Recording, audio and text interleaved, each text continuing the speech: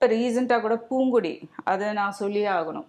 ஒரு 2 வருஷம் வேலை இல்லாமல் இருந்தேன். சன் டிவிலேருந்து இபி அருண், அவர் யாருன்னு எனக்கு தெரியாது. பூங்குடின்றது எனக்கு கெஸ்ட் ரோல் கூப்பிட்டு கொடுத்தாங்க. So I was so happy. எனக்கு வந்து அது செகண்ட் இன்னிங்ஸ் மாதிரி எனக்கு ஸ்டார்ட் பண்ணுது. ஸோ அந்த டீமே வந்து சூப்பர் டீம். அந்த டீமுக்கு வந்து பெரிய தேங்க்ஸ்ன்னு தான் சொல்லணும். எனக்கு அது பெரிய விஷயம். அவங்களுக்கு வந்து ஒரு சின்ன கெஸ்ட் ரோல் தான். எனக்கு பெரிய விஷயம்னா ஒர்க் ரொம்ப பிடிக்குன்றதுனால சொல்கிறேன் நான். ஸோ சன் டிவி அது அருண் அவர் என்னென்னா பேரன்பு டைம்லேயே என்னை அப்ரோச் பண்ணியிருந்தாரு நான் பண்ணும்போது.